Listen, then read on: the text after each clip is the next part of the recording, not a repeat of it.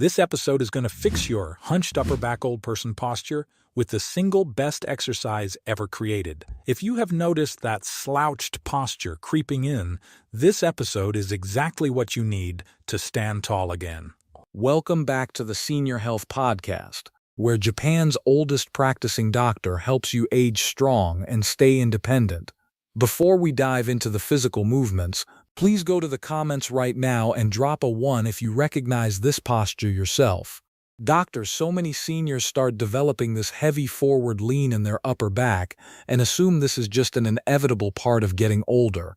But the stakes are actually incredibly high, right? Tell us why. This hunch is not just about appearance. It completely shifts your center of gravity, drastically increases your risk of falling, and even compresses your lungs. Why does this heavy forward lean happen to so many people? Because of a mechanical collapse, not necessarily an age sentence. To understand this, I want you to imagine your spine as the tall, straight wooden mast of a large sailboat. To keep that heavy wooden mast standing perfectly upright against the wind, the ship uses thick, heavy ropes attached to the back of the boat. Right, the upper back muscles. Specifically the rhomboids and the middle trapezius. These are those heavy ropes holding the spine upright. But our Western lifestyle makes this so difficult. I can imagine. Tell us what happens when we spend decades sitting at desks, looking down at phones and resting in soft recliners. When you do those things, you stop putting any attention on the ropes. Over the course of 20 or 30 years, those thick back muscles go completely slack. They forget how to hold tension, and when the ropes go slack, gravity takes over. The tall wooden mast slowly bows forward toward the front of the ship. Your head shifts out over your toes, your shoulders collapse inward, and you develop that stiff, hunched upper back. It is simply a loss of tension in the back cables. That is a brilliant visual. The wind of gravity is constantly blowing, and our ropes have just given up. But the good news is that we can tighten those ropes again. That is the perfect way to look at it. The muscles are still there. They are just dormant.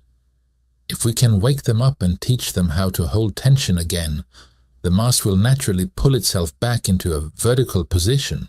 We do not need surgery to fix this. We just need targeted motor control. Okay, so let's start with today's exercise. Just one question. I want to ask about the very first thing every person does when they notice they are slouching. They pull their arms back, they push their chest out, and they stretch the front of their body. Does this really work? No, it doesn't. Stretching alone is a massive trap. It is the most common mistake people make when trying to fix a rounded posture.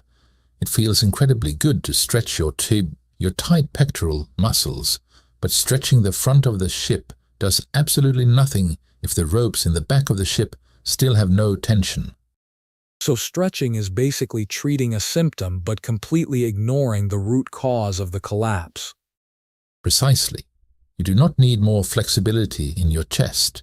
You need anti-slouch endurance in your upper back. If you only stretch, your shoulders will bounce right back into a rounded slouch the second you stop paying attention. We have to build endurance in the back muscles so they hold you upright subconsciously while you are walking, cooking, or standing. Okay, so how do we actually do this? We use a highly specific protocol on a flat wall. The wall provides an external skeleton for your body to reference. You cannot cheat when your back is pressed against a flat surface. First, we have to get into the perfect starting position. I want you to find a clear piece of wall space in your home. Stand with your back facing the wall. We are going to start with a simple beginner variation. I am going to visualize myself doing this right now. Where should my feet be? Step your feet about 6 to 10 inches away from the baseboard of the wall. Do not put your heels flat against the wall, because that will force you to lose your balance. Once your feet are positioned, gently rest your bottom against the drywall. Then lean back until your mid-back touches the wall. Finally, let the back of your head rest very gently against the wall. What if someone has such a severe hunch that they cannot get the back of their head to touch the wall without tilting their chin to the ceiling and straining their neck? That is a crucial point. If your upper back is very stiff, do not force your head back. If you have to look up at the ceiling just to touch the wall, you are hyperextending your cervical spine. Just keep your head in a neutral position, even if it hovers an inch or two away from the drywall. Work within your current limits. The flexibility will come back over time. Okay, looking at the setup on the screen, the feet are slightly out, the hips and mid-back are touching, and the head is comfortably positioned. Where do our arms go for this first beginner variation? Now we add the movement. Bring your arms up against the wall into what we call a goalpost or cactus position. Your upper arms should be parallel to the floor, and your elbows should be bent at exactly 90 degrees, with your hands pointing straight up toward the ceiling. Try to gently press the backs of your hands, your wrists, and your elbows flat against the drywall. So looking at the demonstration, the arms are bent at a sharp right angle. What is the actual exercise motion from here? This is the beginner wall slide. Slowly and deliberately, slide your arms upward along the wall. Try to reach your hands toward the ceiling while keeping your elbows and the backs of your hands dragging against the drywall. Go as high as you comfortably can. Once you reach your point of maximum tolerance, hold that high position for 2 full seconds. Then slowly slide your arms back down to the starting 90-degree goalpost position. I imagine that sliding friction against the wall makes this surprisingly difficult. It forces the body to stay strictly in the vertical plane. That is correct. The wall prevents your arms from drifting forward. As you slide upward, you are forcing the lower trapezius and the rhomboids to contract heavily. You are manually tightening those loose ropes on the sailboat mast.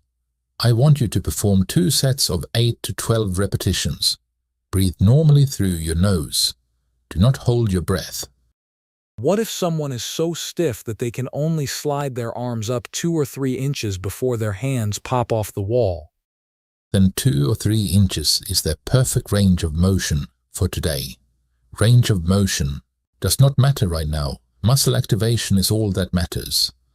As long as you are keeping the tension in the upper back, you are doing the exercise perfectly. Over a few weeks, those 3 inches will naturally turn into 6 inches and eventually full extension. Amazing.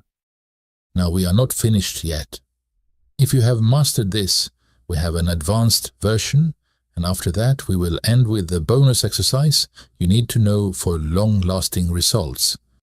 Okay, everyone stay with us. We are getting somewhere. So once the basic slide feels manageable, we introduce the wall slide plus hand hover. You will assume the exact same starting position.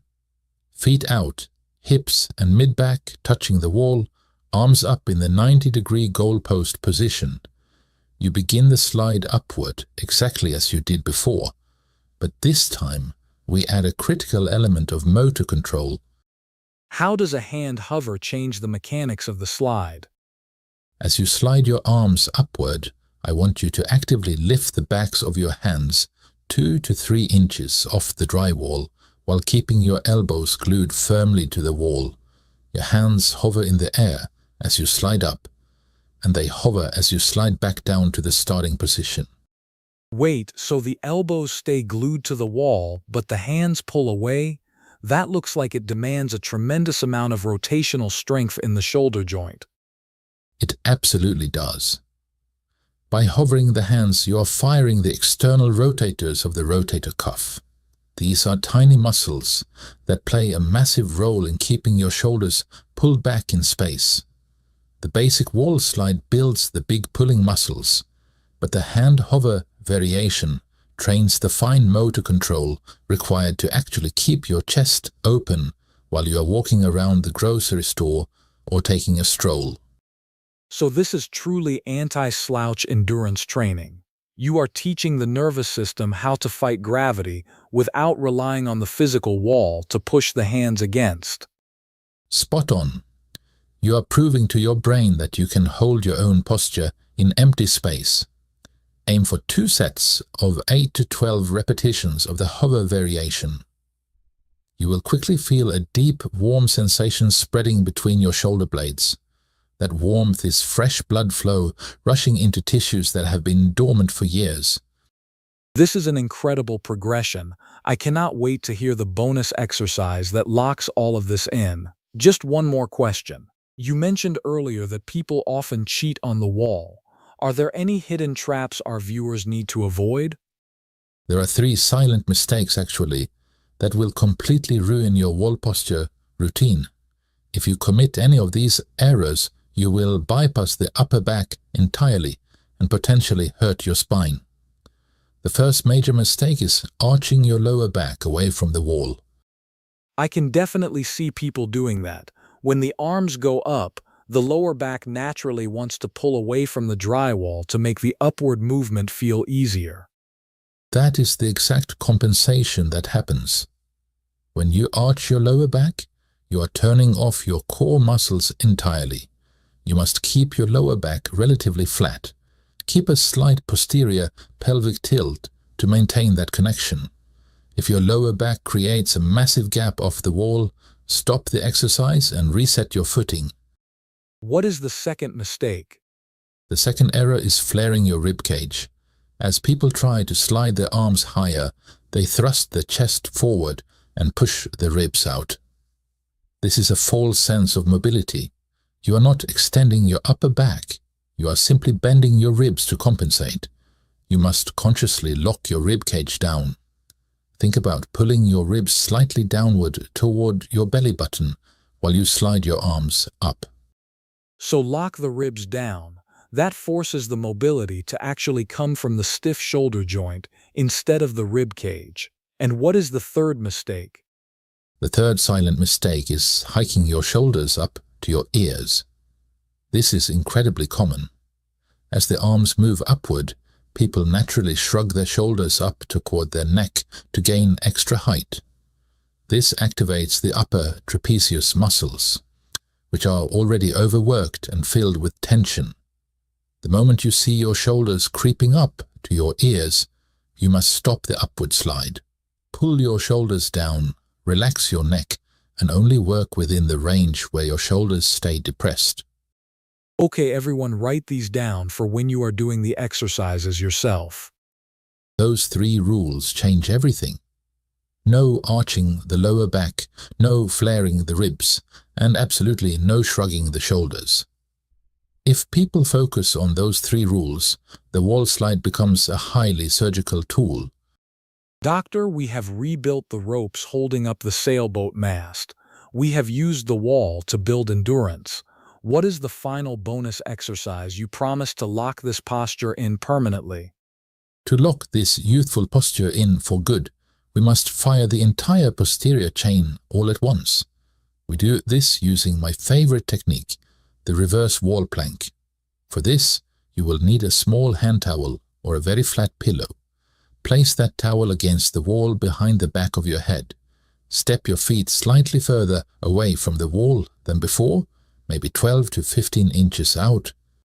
Okay, the feet are further out, and the head is resting on the towel against the wall. What is the action from there? Keep your arms down by your sides. Now, I want you to gently push the back of your head into the towel, squeeze your shoulder blades together violently, and pull your entire back off the wall. Only your head and your feet should be supporting your body weight. Your upper back, your hips, and your bottom are hovering in the air. Wow, looking at that demonstration, it is a full body engagement. They are literally using the muscles of the neck and upper back to hold their body weight up like a standing plank. Indeed, you are extending your thoracic spine, pulling your shoulders back, and firing your glutes simultaneously. You are demanding that every single anti-gravity muscle in the back of your body turns on and works together as a team. I want you to hold this hovering plank position for 15 to 30 seconds to start. Breathe steadily. As you gain strength over the coming weeks, try to work your way up to a 90-second hold. That is the ultimate payoff, a youthful, upright posture that actually lasts. Thank you, doctor. Everyone try these wall slides today. Please hit the like button, subscribe, and share this with anyone struggling with a hunched back. And make sure to watch this next episode. Oh, this is a good one. People should see People should this. definitely watch. See you there.